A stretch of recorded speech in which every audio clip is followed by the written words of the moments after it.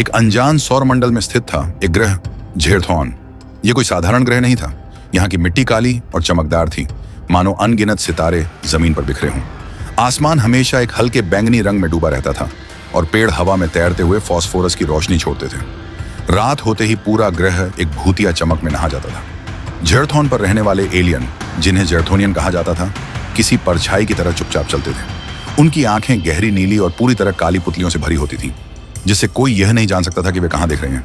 उनकी त्वचा पर नीली तरंगें हर पल बहती रहती थीं, जैसे कोई अदृश्य ऊर्जा उनके भीतर संचार कर रही हो।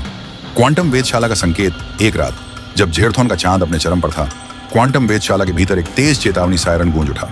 वेधशाला के विशाल कांच के गुंबद पर लाल रोशनी चमकने लगी। वैज्ञानिक भागते हुए मुख्य कंट्रोल रूम में पहुंचे। एक रहस्यमयी SOS सिग्नल बार बार प्रसारित हो रहा था। स्क्रीन पर सिर्फ एक ही शब्द दिखाई दे रहा था, मदद।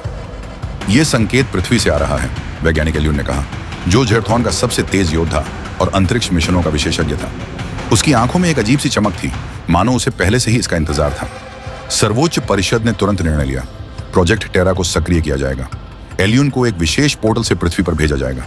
वह न सिर्फ उस संकेत का स्रोत खोजेगा, बल्कि यह भी पता लगाएगा कि क्या पृथ्वी सच में संकट में है। मौत का दरवाजा, पोर्टल यात्रा। पोर्टल एक विशाल डार्क मैटर व्हर्लपूल के रूप में ज़ेरथोन के दक्षिणी ध्रुव पर स्थित था। उसके चारों ओर गहरा अंधकार था और सिर्फ कुछ ही कदम की दूरी पर गुरुत्वाकर्षण गायब हो जाता था।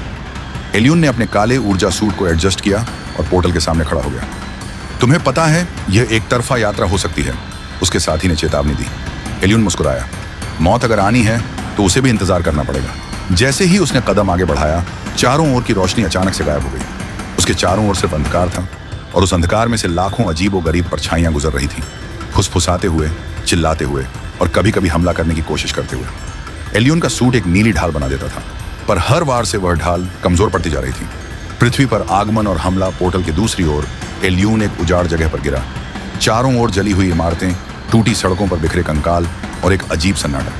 यह पृथ्वी थी, पर वैसी नहीं जैसी उसने वेधशाला में देखी थी। ग्रह पर कुछ भयानक घट चुका था। अचानक हवा में एक हलचल हुई। छाया की तरह चलने वाले अजीब प्राणी उसकी ओर बढ़ने लगे। उनकी आंखें लाल और दांत नुकीले थे, जैसे किसी बीमारी ने उन्हें खा लिया हो। एलियन ने अपने हाथ उठाए और उसके कफ से नीली ऊर्जा की लहरें निकलकर उन पर वार करने लगी, लेकिन वे प्राणी किसी डर के बिना आगे बढ़ते गए। ये क्या है? एलियन ने हैरानी से कहा। उसके कम्युनिकेशन डिवाइस से आवाज आई, ये पृथ्वीवासी नहीं है, ये परछाइयों के जीव हैं, शैडो म्यूटेंट्स।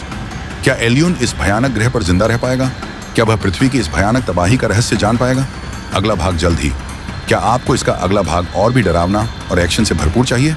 ऐसी और कहानियों के लिए AI24 की स्टोरी को अभी सब्सक्राइब करें।